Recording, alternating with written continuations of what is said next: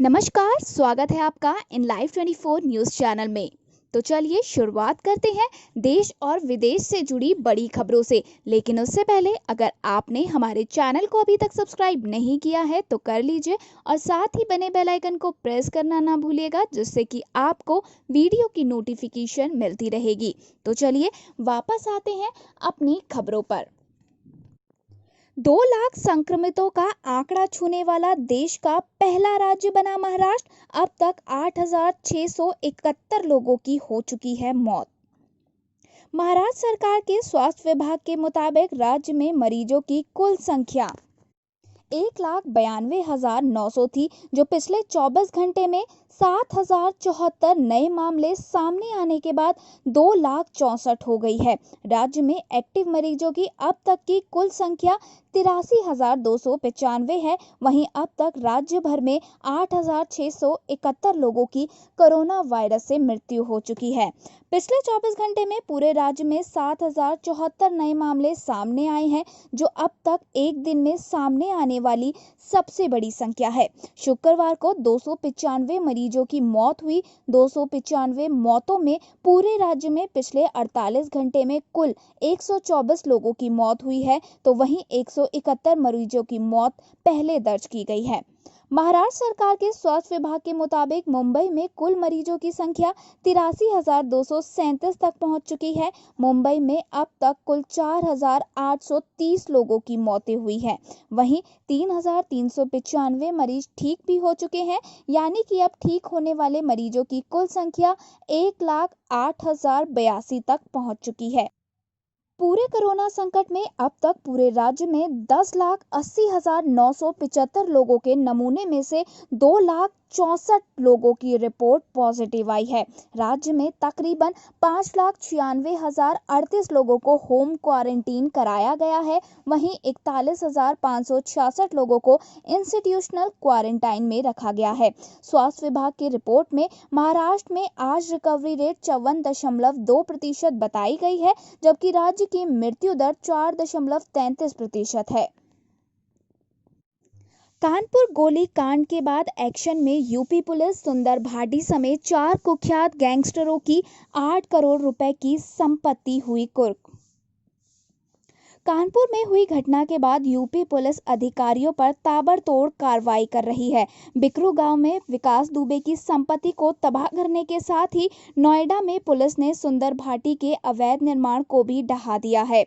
गौतम बुद्ध नगर में पश्चिमी उत्तर प्रदेश का कुख्यात गैंगस्टर सुंदर भाटी और सतवीर बंसल और सतवीर बैंसला के ऊपर लूट, हत्या, चौथ वसूली, हत्या का प्रयास, शस्त्र अधिनियम, गिरोहबंद अधिनियम आदि के लगभग 40 मुकदमे दर्ज हैं।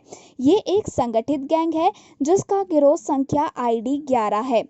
पुलिस कमिश्नर के मुताबिक ये गैंग पश्चिमी उत्तर प्रदेश में अपराध का पर्याय माना जाता है। ये लोग यहाँ की बहुराष्ट्रीय कंपनियों, ट्रांसपोर्टरों, व्यापारी, पानी का धंधा करने वाले लोगों, स्क्रैप का धंधा करने वाले लोगों, प्रॉपर्टी का काम करने वाले लोगों से मोटी रकम चौथ के रूप में वसूलते हैं और सुपारी लेकर हत्या कराते हैं। उन्होंने बताया कि इनके द्वारा अपराध करके अर्जित की गई जमीन, वाहन और चल अचल संपत्ति, जो कि करीब 4 करोड़ की है, गैंगस्टर एक्ट की धारा 14 के तहत कुर्क की गई है। उन्होंने बताया कि इन लोगों ने सरकारी जमीन पर भी अवैध रूप से कब्जा कर रखा था, जिसे ध्वस्त कर दिया गया है। इन जमीनों की कीमत भी करोड़ों रुपए है। पुलिस की इस कार्रवाई से जनपद गौतम बुद्ध नगर में सक्रिय माफियाओं में हड़कंप मचा हुआ है। कई माफिया तो जेल से बैठकर ही अपनी सल्तनत चला रहे हैं और महीनों करोड़ों रुपए की वसूली कर रहे हैं। इन माफियाओं के यहाँ तैनात कुछ पुलिस वालों, यूपी हरियाणा की STF के कुछ अफसरों और उत्तर प्रदेश, हरियाणा, उत्तराखंड व राजस्थान में तैनात पुलिस विभाग के आला अधिकारियों से भी साठगांठ है। ये खुलासा पूर्व पुलिस कप्तान वैभव कृष्ण ने भी शासन को भेजे अपने पत्र में किया था, लेकिन इन माफियाओं ने अपने प्रभाव के चलते पूरी फाइल ठंडे बस्ते में डलवा दिया था। जम्मू कश्मीर के कुलगाम में मुठभेड़ के दौरान हिजबुल के 2 आतंकी हुए ढेर, एक जवान हुआ घायल। जम्मू कश्मीर के कुलगाम जिले में शनिवार को सुरक्षा बलों के साथ मुठभेड़ में हिजबुल मुजाहिदीन के 2 आतंकवादी मारे गए, जबकि सेना का एक जवान घायल हो गया। पुलिस ने ये जानकारी शेयर की है। पुलिस के एक अधिकारी ने बताया कि सुरक्षा बलों को खुफिया जानकारी मिली थी। दक्षिण कश्मीर में कुलगाम जिले के आरा इलाके में आतंकवादियों के पहुंचने की बात सामने आने के बाद घेराबंदी और तलाशी अभियान चलाया गया। इस दौरान उन्हें समर्पण करने का मौका भी दिया गया। इसके लिए स्थानीय बुजुर्गों के माध्यम से बार बार उनसे अपील की गई। हालांकि सुरक्षाकर्मी जब इलाके में तलाशी अभियान चला रहे थे तो इसी दौरान आतंकवादियों ने उन पर गोलीबारी शुरू कर दी। सुरक्षा बलों ने भी मोर्चा संभालते हुए जवाबी कार्रवाई की, जिसके बाद आतंकवादियों और सुरक्षा बलों के बीच चली मुठभेड़ में 2 आतंकवादी ढेर कर दिए गए। उन्होंने बताया कि उनके शव मुठभेड़ स्थल पर मौजूद पाए गए। अधिकारी के अनुसार मारा गया एक आतंकवादी विदेशी था और उसकी पहचान अली भाई उर्फ हैदर के रूप में की गई है, जबकि दूसरे आतंकी की पहचान करने की कोशिश की जा रही है। दोनों आतंकवादी प्रतिबंध हिजबुल मुजाहिदीन संगठन से जुड़े हुए थे। उन्होंने कहा कि अभियान के दौरान सेना का एक जवान भी घायल हुआ, उसे इलाज के खातिर अस्पताल में भर्ती कराया गया है। सुरक्षा बलों को मुठभेड़ स्थल से हथियार और गोला बारूद समेत अन्य सामग्री मिली है। वहीं हथियार बरामदगी की कार्रवाई के बाद आगे जांच के लिए केस रिकॉर्ड में ले लिया गया है। आज से घर बैठे कर सकेंगे बाबा बर्फानी के लाइव दर्शन। 14 दिन तक चलेगी अमरनाथ यात्रा। देश में कोरोना के बढ़ते प्रकोप को देखते हुए इस बार अमरनाथ यात्रा सिर्फ 14 दिनों की हो सकती है। हालांकि पूर्व में ये पवित्र यात्रा 45 से 60 दिनों तक चलती थी। भोले बाबा के भक्तों के लिए इस बीच अच्छी खबर ये है कि वे आज से घर बैठे बाबा बर्फानी के लाइव दर्शन कर सकते हैं। आज सुबह 7:30 बजे से पहली बार भोले बाबा की पवित्र गुफा की आरती का लाइव प्रसारण होने जा रहा है। आप रोज सुबह शाम दूरदर्शन पर बाबा बर्फानी की लाइव आरती देख सकते हैं। आज से भोले बाबा के भक्तों को पवित्र गुफा की आरती लाइव दिखाने के लिए दूरदर्शन की 15 सदस्यीय टीम गुफा परिसर में रहेगी।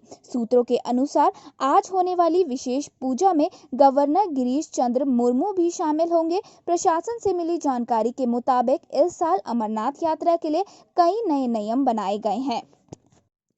बंगाल की अंतर्राष्ट्रीय सीमा पर बांग्लादेशी तस्करों ने किया बीएसएफ टीम पर हमला, 3 जवान हुए जख्मी। पश्चिम बंगाल में भारत बांग्लादेश अंतर्राष्ट्रीय सीमा के पास बांग्लादेशी तस्करों के हमले में सीमा सुरक्षा बल यानी कि बीएसएफ के 3 जवान जख्मी हुए। अधिकारियों ने कल बताया कि घटना राज्य के उत्तर 24 परगना जिले में बीएसएफ की बांसघाटा चौकी के पास 3-4 जुलाई की दरमियानी रात को हुई। बीएसएफ कर्मियों गैर घातक बंदूकों का इस्तेमाल किया, जिसके बाद तस्कर भाग गए। अधिकारियों के मुताबिक बीएसएफ की 107वीं बटालियन के जवान सीमावर्ती इलाके में थे। तभी रात के अंधेरे में 10-12 बांग्लादेशी तस्कर दिखे तो बीएसएफ के जवानों ने उन्हें ललकारा। बीएसएफ के एक वरिष्ठ अधिकारी ने बताया कि तस्करों ने बीएसएफ दल को घेर लिया और जवानों पर बांस के डंडों और तेज धारदार हथियारों से बर्बर हमला करने लगे। उन्होंने बताया कि इस हमले में 3 जवान जख्मी हो गए।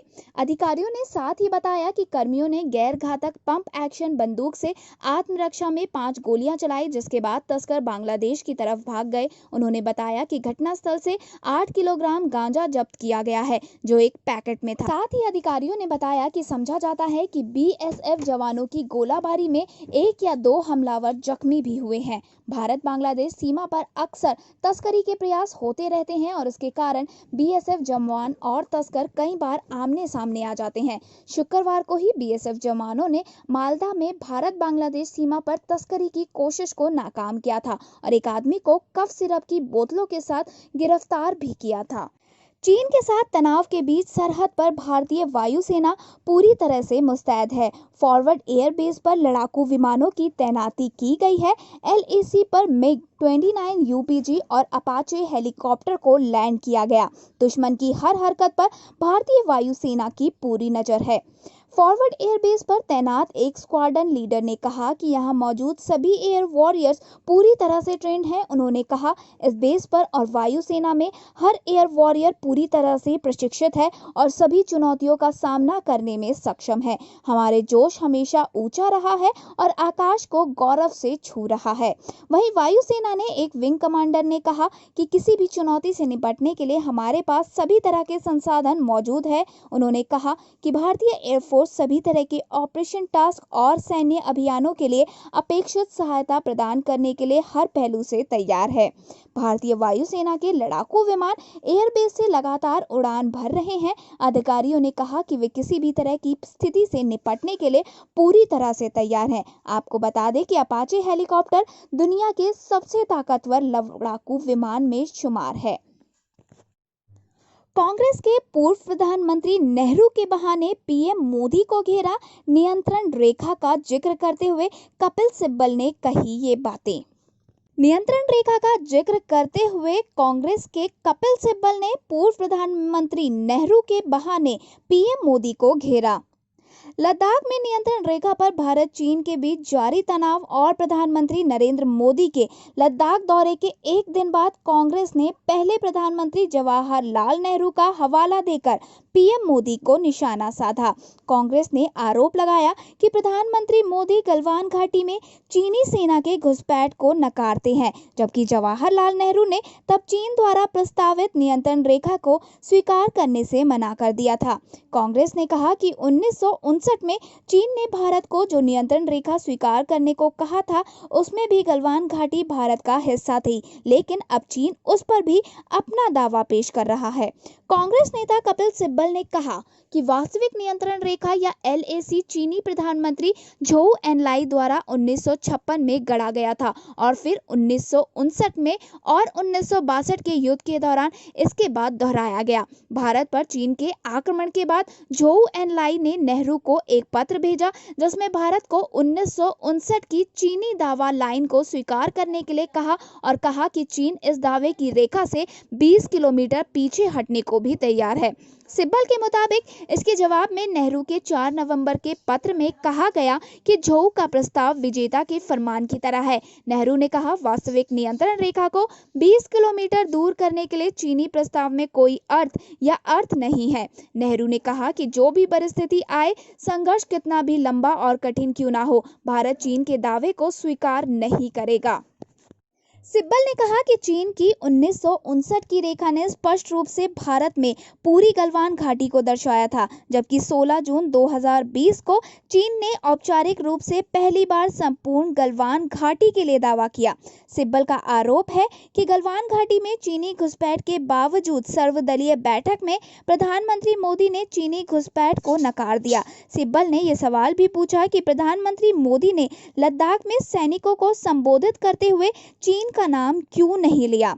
प्रधानमंत्री मोदी के लद्दाख दौरे के लोकेशन को लेकर सवाल उठाते हुए कांग्रेस ने कहा कि प्रधानमंत्री अग्रिम मोर्चे पर जाने की बजाय नियंत्रण रेखा से 230 किलोमीटर दूर लेके नीमू गए, जबकि पूर्व प्रधानमंत्री नेहरू, लाल बहादुर शास्त्री और इंदिरा गांधी ने अग्रिम मोर्चों पर जाकर सैनिकों का मनोबल बढ़ाया था। कानपुर एनकाउंटर वारदात के 48 घंटे बाद भी पुलिस के हाथ हैं खाली, गैंगस्टर विकास दुबे अभी भी है फरार। कानपुर एनकाउंटर वारदात के 48 घंटे बाद भी पुलिस के हाथ खाली, गैंगस्टर विकास दुबे अभी भी फरार। यूपी का कुख्यात बदमाश विकास दुबे अभी भी पुलिस की गिरफ्त से बाहर है। कानपुर देहात में एक मुठभेड़ में पुलिस के 8 जवानों की जान लेने वाला हिस्ट्रीशियर विकास वारदात के 48 घंटे बाद भी हाथ नहीं लग सका। पुलिस की कई टीमें उसकी तलाश में जगह जगह दबिश दे रही है, लेकिन वो अभी तक फरार है। हालांकि सरकार ने उसके खिलाफ कार्रवाई करते हुए उसके घर को जमींदोज कर दिया है।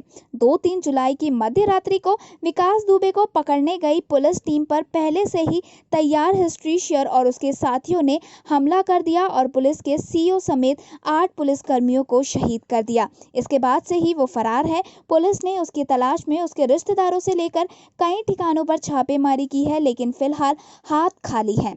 यूपी पुलिस की करीब 25 टीमें उसकी तलाश में जुटी है, लेकिन 2 बार भी पुलिस को कामयाबी नहीं मिली। कानपुर रेंज के आईजी ने विकास को लेकर जानकारी देने वाले किसी भी शख्स को 50,000 रुपए का इनाम देने की घोषणा की है। जानकारी देने वाले की पहचान भी गुप्त रखी जाएगी। वहीं कानपुर में पुलिसकर्मियों पर हमले के मुख्य आरोपी कुख्यात विकास दुबे पर बड़ी कार्रवाई हुई है। जिस घर से पुलिसकर्मियों पर फायरिंग की गई थी उसे जेसीबी की मदद से ढहा दिया गया है। इसके साथ ही पुलिस ने विकास के घर में मौजूद वाहनों को भी जब्त कर लिया है। विकास के घर में फॉर्च्यूनर और स्कॉर्पियो 2 गाड़ियां मौजूद थी। चौबेपुर थाने के प्रभारी विनय कुमार को सस्पेंड कर दिया गया है। विनय कुमार पर सूचनाएं लीक करने का आरोप है। ऐसे में उनके खिलाफ जांच के भी आदेश दिए गए हैं। भारी बारिश से पानी पानी हुई मुंबई, सड़कें बनी तालाब, निचले इलाकों में बाढ़ जैसी हुई हालत। कोरोना वायरस के बीच मुंबई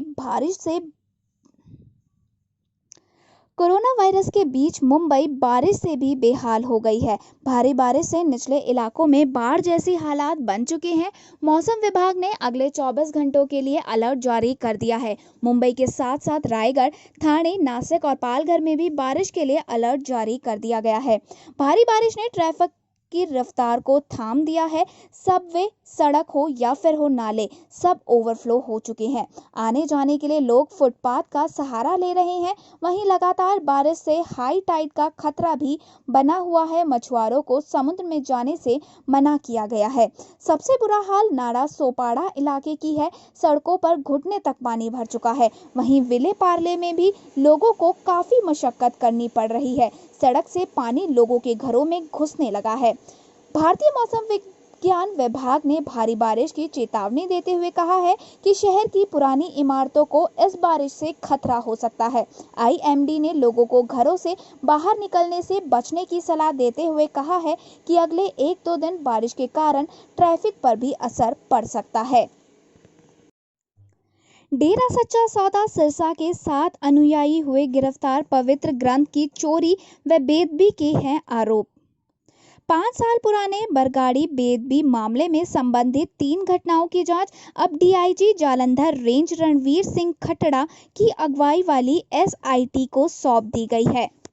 जांच मिलते ही एसआईटी ने शुक्रवार रात में कई स्थानों पर छापे मारकर गांव बुर्ज जवाहर सिंह वाड़ा के गुरुद्वारा साहिब से पावन स्वरूप चोरी करने की घटना में डेरा सच्चा सौदा सिरसा से जुड़े 7 अनुयायियों को गिरफ्तार कर लिया। कोर्ट ने इनमें से 2 की जमानत जारी रखी, जबकि शनिवार बाद दोपहर ड्यूटी मजिस्ट्रेट की अदालत में सुखजिंदर सिंह सन्नी, शक्ति सिंह नीला, रणजीत भोला, निशान, बलजीत और नरेंद्र शर्मा को पेश किया गया। एसआईटी ने सभी के 3 दिन के पुलिस रिमांड की मांग रखी, लेकिन सुखजिंदर सिंह सन्नी व शक्ति सिंह के वकीलों ने अदालत को अवगत कराया कि उन्हें इसी केस में 7 सितंबर 2018 को सीबीआई कोर्ट से जमानत मिल चुकी है, लेकिन पुलिस ने बिना अदालत को सूचित किए केस में धारा बढ़ाते हुए उन्हें गैर कानूनी ढंग से गिरफ्तार किया है। इसके बाद एसआईटी ने दोनों को रिलीज करने का आवेदन दिया और अदालत ने उनकी जमानत जारी रखी, जबकि नीला, रणजीत भोला, निशान, बलजीत और नरेंद्र शर्मा को 6 जुलाई तक पुलिस रिमांड पर भेज दिया गया है। आपको बता दें कि बरगाड़ी कांड से जुड़ी तीनों घटनाओं की जांच तत्कालीन अकाली भाजपा सरकार ने सीबीआई के हवाले कर दी थी, लेकिन लंबी पड़ताल के बावजूद सीबीआई को इन घटनाओं का कोई सुराग नहीं मिल पाया। साल 2018 के दौरान डीआईजी रणवीर सिंह खट्टड़ा की अगुवाई वाली एसआईटी ने मोगा व बठिंडा में संबंधित बेदबी मामलों की पड़ताल के दौरान दावा किया था कि बरगाड़ी कांड को डेरा सच्चा सौदा सिरसा के अनुयायियों ने अंजाम दिया है और एसआईटी ने 10 अनुयायियों की पहचान करते हुए अपनी जांच रिपोर्ट सीबीआई को भी सौंपी थी, लेकिन इसके बावजूद सीबीआई ने अपनी पड़ताल के दौरान इन सभी को क्लीन चिट देकर मामले में क्लोजर रिपोर्ट तक पेश कर दी थी। बरगाड़ी कांड मामले में कुल 3 एफआईआर दर्ज हुई थी, जिनमें से सबसे पहले 1 जून 2015 को गांव बुर्ज जवाहर सिंह वाला के गुरुद्वारा साहिब से पावन ग्रंथ चोरी किए जाने का मामला था। इसके बाद 24 से 25 सितंबर की रात को इसी गुरुद्वारे साहिब के आगे भद्दी भाषा में पोस्टर लगाने की घटना सामने आई थी और उसके बाद समय 12 अक्टूबर 2015 को बरगाड़ी के गुरुद्वारा साहिब के बाहर पावन ग्रंथ की बेदबी की गई थी। जयपुर में बनेगा दुनिया का तीसरा सबसे बड़ा क्रिकेट स्टेडियम। एक साथ 75,000 दर्शक देख सकेंगे मैच। राजस्थान क्रिकेट एसोसिएशन राजधानी जयपुर में दुनिया का तीसरा सबसे बड़ा क्रिकेट स्टेडियम बनाने की योजना बन रही है। दरअसल आरसीए जयपुर में 75,000 दर्शक क्षमता वाले क्रिकेट स्टेडियम बनाने पर काम कर रहा है। राजस्थान क्रिकेट एसोसिएशन यानी कि आरसीए के सचिव महेंद्र शर्मा ने खुद ये जानकारी शेयर की है। आपकी जानकारी के लिए आपको बता दें कि जयपुर का ये स्टेडियम दुनिया का तीसरा और भारत का दूसरा सबसे बड़ा क्रिकेट स्टेडियम होगा। दुनिया के सबसे बड़े क्रिकेट स्टेडियम भी भारत में ही है। गुजरात के अहमदाबाद में स्थित मोटेरा स्टेडियम में 1,10,000 दर्शक एक साथ मैच का आनंद ले सकते हैं। वहीं दूसरा सबसे बड़ा क्रिकेट स्टेडियम ऑस्ट्रेलिया का मेलबर्न क्रिकेट ग्राउंड है। एमसीजी में लगभग 1 लाख दर्शक मैच देख सकते हैं। आरसीए के सचिव महेंद्र सिंह ने कहा, जयपुर से 25 किलोमीटर दूर चौम गांव में दुनिया का तीसरा सबसे बड़ा क्रिकेट स्टेडियम बनेगा। स्टेडियम के अंदर इंडोर गेम्स, खेल प्रशिक्षण अकादमी, क्लब हाउस और लगभग 4,000 वाहनों की पार्किंग की सुविधा भी होगी। इसके साथ ही इसमें 2 अभ्यास मैदान भी होंगे जिनका इस्तेमाल रणजी मैचों के लिए किया जा सकेगा। उन्होंने आगे बताया कि इसमें दर्शकों के लिए 2 रेस्टोरेंट, खिलाड़ियों के लिए 30 प्रैक्टिस नेट्स और 250 लोगों के बैठने की क्षमता वाला एक प्रेस कॉन्फ्रेंस रूम भी होगा। इसके साथ ही जानकारी भी दी कि आरसीए ने अगले 4 महीने में स्टेडियम का काम शुरू करने की योजना भी बना ली है। शर्मा ने आगे बताया कि भारतीय क्रिकेट कंट्रोल बोर्ड को आरसीए को 90 करोड़ देने हैं। वहीं आरसीए 100 करोड़ की मांग संघ बोर्डों से करेगा। इसके अलावा 100 करोड़ का लोन और 60 करोड़ स्टेडियम के कॉर्पोरेट बॉक्स को बेचकर इस स्टेडियम का निर्माण कराया जाएगा। क्रिकेट एसोसिएशन ऑफ बंगाल का एक कर्मचारी कोरोना पॉजिटिव, अगले 7 दिनों तक किया गया दफ्तर seal. Cricket association of Bengal यानी कि सीएबी का एक कर्मचारी कोरोना पॉजिटिव पाया गया है। बताया जा रहा है कि ये कर्मचारी सीएबी के सिविल इंजीनियरिंग डिपार्टमेंट में काम करता था। फिलहाल पॉजिटिव व्यक्ति को कोलकाता के ही एक प्राइवेट अस्पताल में भर्ती करा दिया गया है। आपको बता दें कि कल कर्मचारी की रिपोर्ट पॉजिटिव आई। सीएबी के इस कर्मचारी के कोरोना पॉजिटिव पाए जाने के बाद अगले 7 दिनों के लिए दफ्तर बंद रखने का निर्णय लिया गया है। इस दौरान अधिकारियों और कर्मचारियों को घर से ही काम करने के लिए कहा गया है। सीएबी की तरफ से एक बयान में कहा गया है कि डॉक्टरों की सलाह पर अगले 7 दिन दफ्तर बंद रहेगा और परिसर में सैनिटाइजेशन का काम चालू रहेगा। आपकी जानकारी के लिए आपको बता दें कि 2.5 महीने के लॉकडाउन के बाद हाल ही में सीएबी में बहुत ही कम स्टाफ के साथ हफ्ते में कुछ दिन धीरे धीरे काम शुरू किया गया था, लेकिन इस बीच ये खबर आने के बाद वापस 7 दिनों के लिए अब दफ्तर बंद कर दिया गया है। सीएबी पहले ही इस साल सभी क्लब क्रिकेटर को रद्द करने का फैसला ले चुकी है। सीएबी पहले ही इस साल सभी क्लब क्रिकेट को रद्द करने का फैसला ले चुकी है। उल्लेखनीय है कि वेस्ट बंगाल में अब तक कोरोना के 20,000 से ज्यादा मामले सामने आए हैं। हालांकि इनमें 13,000 से अधिक कोरोना मरीज ठीक भी हुए हैं और राज्य में अब सिर्फ 6,200 एक्टिव केस हैं। इस संक्रमण से अब तक यहां 717 लोगों की मौत हो चुकी है। वहीं कोलकाता में भी इस संक्रमण के मामले तेजी से बढ़ते जा रहे हैं। खेल मंत्रालय का बड़ा फैसला, भारतीय कोचों के लिए 2 लाख रुपए वेतन की ऊपरी सीमा हटी। खेल मंत्रालय ने कल भारतीय कोचों द्वारा एलीट एथलीटों को प्रशिक्षण देने पर वेतन की ऊपरी सीमा 2 लाख रुपए हटाने की घोषणा की, ताकि वे बेहतर परिणाम खेल मंत्रालय ने कल भारतीय कोचों द्वारा एलीट एथलीटों को प्रशिक्षण देने पर वेतन की ऊपरी सीमा 2 लाख रुपए को हटाने की घोषणा की, ताकि वे बेहतर परिणाम देने के लिए प्रोत्साहित हो और पूर्व खिलाड़ियों को हाई परफॉर्मेंस प्रशिक्षक बनाने के लिए उत्साहित किया जा सके।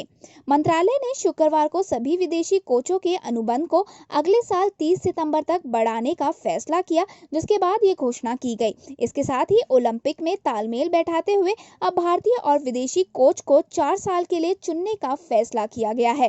खेल मंत्री किरेन रिजिजू ने ये जानकारी बयान में कही। कई भारतीय कोच बहुत अच्छे परिणाम दे रहे हैं और उन्हें कड़ी मेहनत के लिए पुरस्कृत करने की आवश्यकता है। सरकार देश भर में सर्वश्रेष्ठ कोचिंग प्रतिभाओं को आकर्षित करने की इच्छुक है। एलीट एथलीटों को प्रशिक्षित करने के लिए हम नहीं चाहते हैं कि कोच के ऊपरी वेतन की कोई सीमा, कोई रुकावट बने। कंगना रनौत की टीम ने तापसी पन्नू को बताया मूवी माफिया का समर्थक, तो थप्पड़ एक्ट्रेस ने दिया जवाब।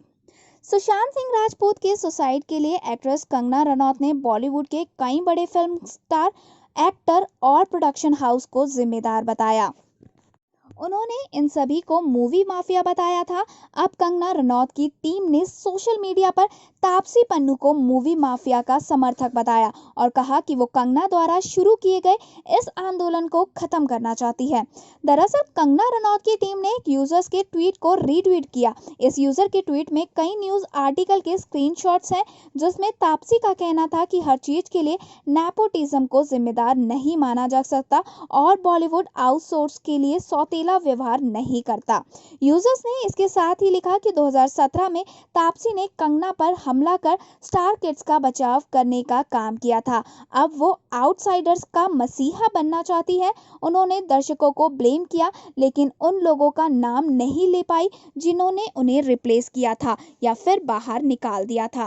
कंगना रनौत टीम ने इस ट्वीट को रीट्वीट करते हुए लिखा, कई चापलूस आउटसाइडर्स कंगना द्वारा चलाए जा रहे आंदोलन को लगातार खत्म करने की कोशिश कर रहे हैं। वो मूवी माफिया की गुड बुक्स में शामिल होना चाहती है। उन्हें कंगना पर हमला बोलने के लिए फिल्में मिलती हैं और अवार्ड्स भी मिलते हैं। ये किसी महिला का खुलेआम शोषण करते हैं। तुम्हें शर्म आनी चाहिए तापसी। कंगना रनौत टीम के इस ट्वीट पर तापसी ने भी अप्रत्यक्ष रूप से प्रतिक्रिया दी। उन्होंने बिना किसी के नाम लिए लिखा, मेरी जिंदगी में कुछ समय से, खासकर बीते कुछ महीनों से ऐसा हो रहा है जिसके जरिए मैं जिंदगी को बेहतर तरीके से समझ पाई। इसके जरिए मुझे काफी शांति और अलग नजरिया मिला है, इसलिए शेयर कर रही हूँ। इसके साथ ही उन्होंने कुछ मोटिवेशनल कोट को शेयर किया है। कल लॉन्च होगी सुशांत सिंह राजपूत की आखिरी फिल्म दिल बेचारा का ट्रेलर, मेकर्स ने किया ऐलान। Sushant Singh Rajput the fault in our star के रीमेक दिल बेचारा को लेकर काफी एक्साइटेड थे। ये उनके बेस्ट फ्रेंड और कास्टिंग डायरेक्टर मुकेश छाबड़ा की बतौर डायरेक्टर पहली फिल्म है। सुशांत सिंह इस फिल्म में काम करके काफी खुश थे और अपने दोस्त के लाइफ में स्पेशल हिस्सा बनने जा रहे थे, लेकिन कोई नहीं जानता था कि फिल्म इंडस्ट्री में ये सुशांत सिंह की आखिरी फिल्म बन जाएगी। फिल्म मेकर कल यानी 6 जुलाई को कुछ स्पेशल करने जा रहे हैं। दिल बेचारा के मेकर 6 जुलाई को फिल्म का ट्रेलर ऑनलाइन लॉन्च करने वाले हैं। इस फिल्म में सुशांत सिंह राजपूत के अपोजिट सन्ना सांगी है। सन्ना इसी फिल्म से डेब्यू कर रही है। ये फिल्म काफी लंबे वक्त से रुकी हुई थी। फिल्म को इस साल थिएटर में रिलीज करना था, लेकिन कोरोना वायरस की वजह से लॉकडाउन के कारण चलते इसे रोक दिया गया। लेकिन सुशांत सिंह राजपूत के सुसाइड के बाद इसे डिजिटल रिलीज किया जा रहा है। हालांकि सुशांत सिंह राजपूत के फैंस ने सोशल मीडिया पर दिल बेचारा को थिएटर में रिलीज करने का ट्रेंड भी चलाया। दिल बेचारा 24 जुलाई को OTT प्लेटफॉर्म पर रिलीज हो रही है। खास बात यह है कि इस फिल्म को कोई भी फ्री में देख सकता है। इसके लिए OTT प्लेटफॉर्म के सब्सक्रिप्शन की जरूरत नहीं होगी, बस ऐप इंस्टॉल करके इसे देख सकते हैं। फॉक्स स्टार द्वारा निर्मित सुशांत सिंह राजपूत की इस आखिरी फिल्म में सैफ अली खान भी एक छोटी सी भूमिका में नजर आएंगे। इस फिल्म का संगीत दिया है AR रहमान ने और इसके गीत अमिताभ भट्टाचार्य ने लिखे हैं। गौरतलब है कि फिल्म के डायरेक्टर मुकेश छाबड़ा ही वो शख्स हैं जिन्होंने कास्टिंग डायरेक्टर के तौर पर सुशांत सिंह राजपूत को उनकी पहली फिल्म काई पोचे में एक हीरो के रूप में कास्ट किया था। हीरो साइकिल्स ने चीन को दिया 900 करोड़ रुपए का झटका, MD पंकज मुंजाल ने किया ऐलान। सीमा पर भारत के खिलाफ आक्रामकता दिखाना चीन को काफी महंगा पड़ने वाला है। देश के कॉर्पोरेट सेक्टर ने भी बॉयकॉट चाइना का बिगुल बजा दिया है। हीरो साइकिल्स ने चीन को बड़ा झटका देते हुए 900 करोड़ रुपए के व्यापारिक सौदों को रद्द कर दिया है। कंपनी के चेयरमैन और मैनेजिंग डायरेक्टर पंकज मुंजाल ने इसकी घोषणा की। मुंजाल ने मीडिया से बात करते हुए कहा कि अगले 3 महीनों में हम चीन के साथ 900 करोड़ रुपए का व्यापार करने वाले थे, लेकिन हमने इन्हें रद्द कर दिया है। ये चीनी सामानों के बहिष्कार को लेकर प्रतिबद्धता है। कंपनी ऊंचे दर्जे के साइकिलों के पार्ट्स आयात करती है और कई तरह की तैयार साइकिल भी मंगाई जाती है, जिन्हें प्रोफेशनल बाइकर्स खरीदते हैं। इन साइकिलों की कीमत बाजार में 15,000 से लेकर 7 लाख रुपए तक है। मुंजाल ने कहा कि उन्होंने चीनी कंपनियों के साथ व्यापार खत्म कर दिया है और नए बाजार की तलाश कर रहे हैं। चीन के विकल्प के रूप में मुंजाल जिन देशों पर विचार कर रहे हैं उनमें जर्मनी सबसे आगे है। उन्होंने कहा कि हीरो साइकिल जर्मनी में प्लांट लगाने की तैयारी में है, जहां से वो यूरोपीय बाजार की मांग पूरी कर सकेंगे। मुंजाल ने कहा कि पिछले कुछ महीनों में दुनिया भर में साइकिलों की मांग बढ़ गई है। हीरो साइकिल्स इस मांग को पूरी करने के लिए क्षमता का विस्तार कर रही है। धन्यवाद। आगे की और बड़ी खबरों के लिए बने रहिए हमारे साथ इन लाइव 24 न्यूज़ चैनल में। और अगर आपको हमारी ये वीडियो पसंद आई हो तो प्लीज़ लाइक और दोस्तों के साथ इसे शेयर करना ना भूलें।